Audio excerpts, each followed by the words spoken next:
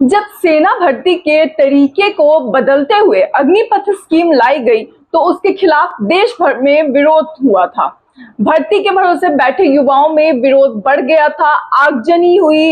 युवाओं का आक्रोश इतना बढ़ गया था कि बिहार, यूपी जैसी जगहों पर पुतले जलाए गए और आज भी इसके खिलाफ कई बार जंतर मंतर पर अलग अलग राज्यों से आकर छात्र विरोध प्रदर्शन करते हैं। इसे लेकर दिल्ली हाईकोर्ट से सुप्रीम कोर्ट तक याचिकाएं दायर की गई, जिसे लेकर अब सुनवाई में सीजेआई ने जो कहा है वो बताने से पहले आप ये जाने कि ना सिर्फ इसमें इस योजना के खिलाफ बल्कि उसकी भी याचिकाएं दायर की गई, जिसमें सारे एग्जाम निकालने के बाद भी आगे की प्रक्रिया को रोक दिया गया।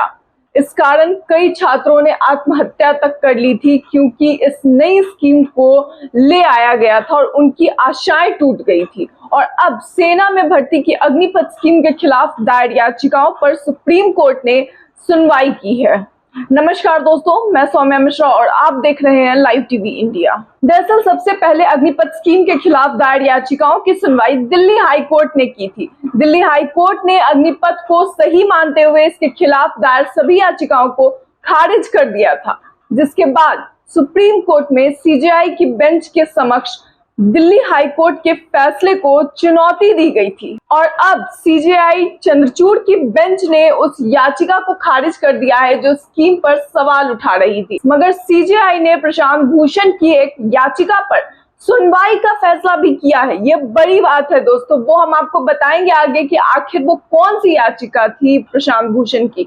मगर उससे पहले सीजेआई की बेंच ने इसके साथ उस याचिका पर भी सुनवाई करने के लिए मना कर दिया, जिसमें कहा गया था कि सरकार ने अग्निपथ लॉन्च करने से पहले सेना की तीनों विंगों यानी कि आर्मी, एयरफोर्स और नेवी में भर्ती के लिए आवेदन मंगवाए थे। तमाम प्रक्रिया को पूरा करने के बाद भर्ती करने से मना कर दिया गया, ये बात कही गई थी। एडवोकेट प्रशांत भूषण ने सीजेआई डीवाई चंद्रचूड़ से कहा कि ये सरकार की वायदा खिलाफी है, लेकिन चंद्रचूड़ ने उनकी किसी भी दलील को मानने से मना कर दिया। उनका कहना था कि उन्हें नहीं लगता कि ये भर्ती सेना में होनी थी, कोई कॉन्ट्रैक्ट पर काम नहीं दिया जाना था। उन्हें नहीं लगता कि इसमें किसी भी तरह की वायदा खिलाफी है। सीजेआई ने इस याचिका को भी डिसमिस करते हुए कहा, सॉरी, नहीं सुन सकते।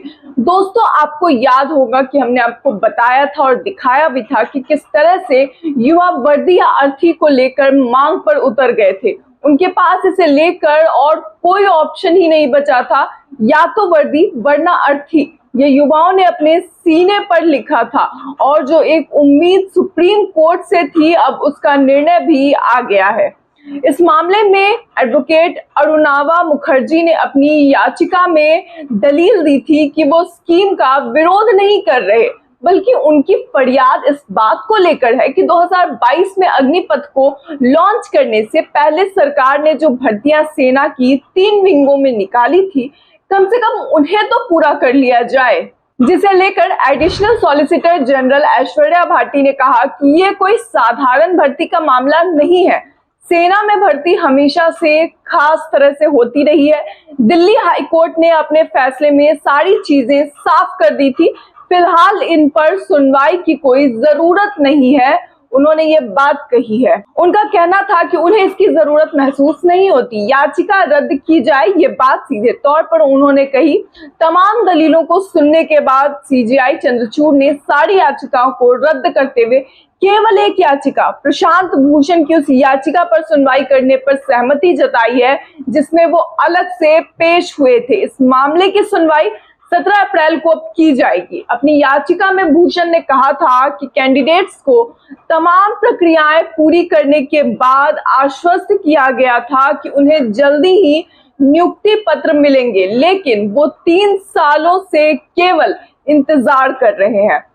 इसे लेकर एडवोकेट एमएल शर्मा ने सीजेआई के सामने दलील दी थी कि स्कीम को केंद्र सरकार लॉन्च नहीं कर सकती, इसे संसद में पास कराया जाना था।